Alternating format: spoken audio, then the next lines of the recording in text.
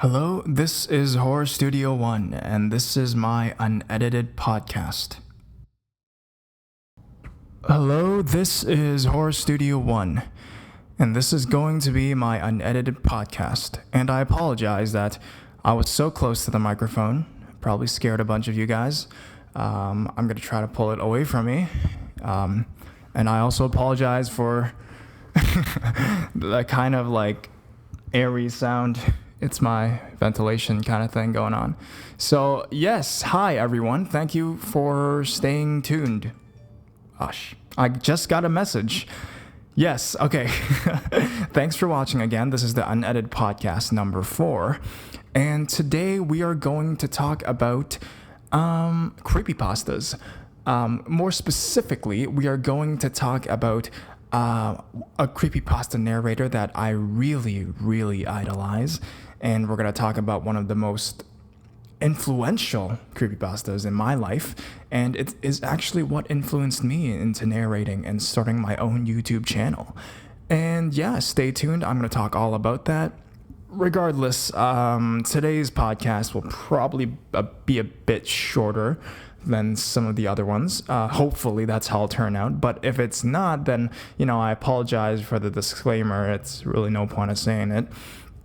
But I hope it will be shorter than yesterday's topic about deep web, because that was very long. And I just had a lot to say in that one. But this one's going to be a bit faster, and I'm just going to get through it. So I don't know if any of you guys know, but a very famous YouTuber, a creepypasta narrator that I adore and that many of you probably know, because if you guys are into horror and into narrations, then you'll probably know him. It's called CreepsMcPasta.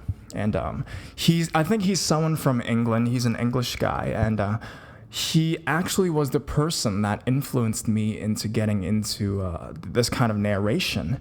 And I'll tell you guys the story of how I started listening to him and how I fell in love with his voice and his storytelling, and how I wanted to kind of emulate that, and how it influenced me in starting my own YouTube channel. So basically, I used to listen to ghost stories a lot. I've always loved ghost stories, but I've always listened to true ghost stories, stuff that are real, obviously, countdown videos or whatnot. And I always love to do that before I go to sleep, which I believe many of you guys do, because regardless of the content of the story, it's just the feeling of somebody's voice, if it's a relaxing voice especially, in your ear, kind of telling you something, and then you just kind of doze off into this state, and then it's just great, and then you fall asleep, and then you have horrible nightmares. No, I don't. I honestly do not. So basically, I would do that. I would put on my headphones and listen to ghost stories on my phone. And then I would just go from related video to related video until I clicked on this person called CreepsMcPasta.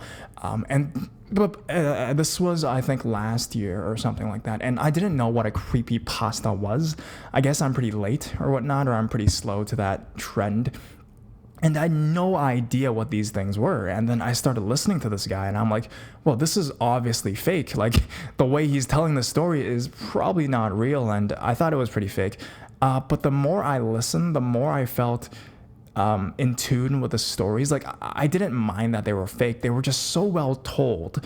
And he has this quality. I guess it could be the mic or his voice or something. It just makes, even, to be honest, maybe the worst stories or the most boring stories, the way he just talks and the way he tells the story, it's really captivating. And that's what he did for me. And I fell in love with the voice as opposed to the actual stories themselves, because most of them aren't written by him. Most of them he found it online or whatnot. And after starting my YouTube channel, the one thing that really got me to respect him even more, I'm sucking so much ass right now. Like, I'm sucking. I feel like I'm such a kiss ass right now. But no, I honestly, I don't even, like, I truly do. Like, Yeah, I mean, there's a lot of creepypasta narrators. There's Mr. Creepypasta, Mr. Nightmare. Like, I respect those guys as well, and I have watched their videos or whatnot.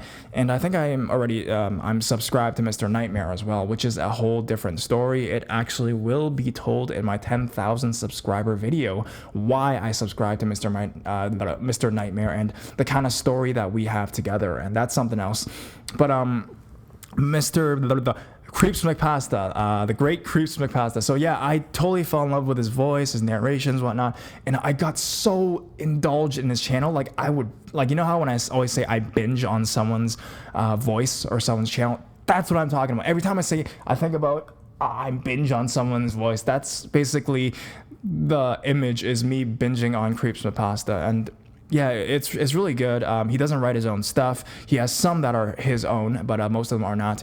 And the creepypasta that I really want to talk about actually is 1999. There's various reasons I like 1999. It's just the fact that it's 45 minutes long. It's very long. It has a really decent setup.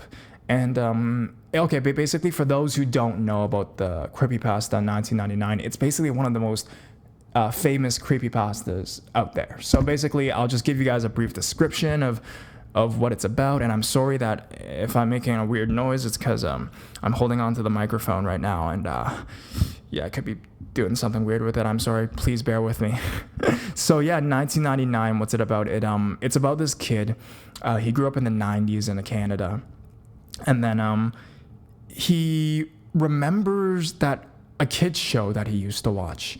And not like a kid show, but like a television channel that he used to watch. And then it's really freaky because he remembers the past, and it's always this kind of disturbing kind of atmosphere to it. He doesn't really know why, but he thinks about the past, and he kind of gets sucked back into that story. And the whole format is written in like a blog kind of style. And basically what the story talks about is that channel was run by this kind of a child killer. I'm not sure if he was a child molester, but he apparently killed all those kids. Basically, the guy was running a television show for children, and then he would have children guest appear on his show, and then basically he would take them to the woods and kill them, kind of thing. And it's really creepy to think about it, especially I guess from people from our generation, because first of all, the guy that wrote this was born approximately around the same time that I was, so we grew up in the same era. And the stuff he was talking about, like weird TV channels, I've personally experienced that as a kid. Like when, TV used to be a thing still, when people still watch TV and, YouTube wasn't invented yet, I would flip the channel and then there would be some really weird channels. And it would always be kind of in the back of my mind, like, what would that be? Like, it's not like, it just has a weird, mysterious quality to it because it's so out there, it's so mysterious. And then I always thought that ever since I was a kid. And basically this guy is telling the story of how he almost got murdered. He was almost supposed to go to that man's studio, and of course he didn't go. But then he's grown up and he's talking about the experiences he had, and he's watching the videotapes of the old TV show and all the unaired episodes of that show, of that channel, kind of thing. And it's really creepy. So that's basically the premise of the story, and why it especially is creepy to me personally, Horror Studio One, is because as I stated before, it's very my generation kind of thing. If you're like a 90s kid, basically you'll remember it's something that you have experienced before, the TV, the weird channel. And the way the story went was very similar to myself, because I personally, he says that he switched. The only reason why he watched it and that his parents didn't see the channel was because he had a very old television in his room, where he actually accidentally watched this TV show on like a late afternoon or whatnot. And personally, I used to have a very old TV in my room as well. And it just brings me back. It feels like I'm the one. Sorry about that. Excuse me, guys. That has experienced that. And another factor is, the place that the story takes place and the story is actually very close to where I live. So, it adds an extra layer of, like, when he says the names of the cities and towns and that kind of stuff, I actually know where that is. It's like I've actually been there, kind of thing. And it feels like, holy shit. So it feels like it could have actually happened. Like, that's, it kind of breaks the fourth wall, and the way that CreepsMcPasta narrated that one especially was, I think that was another factor. I think was that was one of the first creepypastas I've listened to from him. So it felt like he was the guy. Like, I actually believed, before doing some research on my own, I believed that, I thought CreepsMcPasta was the guy that wrote it, despite him having an English accent, but the character is living in Canada. But, that's how good he was, I guess. And I was so indulged in that, and it felt so close to me that I fell in love with that story, and I still listen to it from time to time now, and it's really great. And I love the way that how they do like blogs and stuff as well as a storytelling format, as opposed to just writing it out. They do dates and they do blogs, and you actually feel engaged with the character. And that's one of the things that I wanted to say about it. So man, I had a bunch of stuff I wanted to say. So CreepsMcPasta, 1999. I guess that is all for today. I'm so sorry this is a lot shorter than my other ones. Actually, I wanted to say some other stuff as well. So a lot of you guys have been saying, proposing me. It seems a lot of you guys like me doing this kind of podcasting style stuff. I really love it as well. It's super easy, super convenient, and I really love expressing my feelings, I guess. Other than doing stories and top tens. And I mean, sometimes my true nature and my true opinions don't get translated so well in those. But in these ones, it feels like I'm just basically whatever comes to mind, whatever comes in my heart, I can just speak it out through my mouth and into the microphone and into your ears and into your brain. See, that's, I don't know. Anyways, so yeah, I really like doing these guys, and I'm going to do a Q&A soon.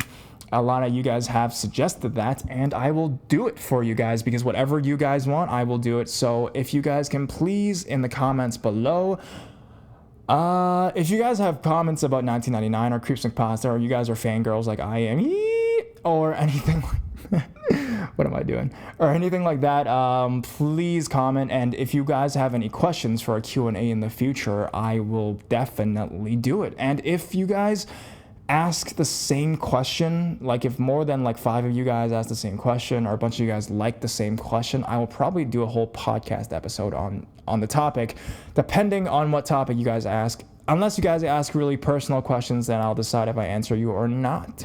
So yeah, that is all for today. This one is a pretty short one, and yeah, please check out my other stuff. This is Horror Studio 1 coming to you live from the internet. And yeah, here we go. Bye bye.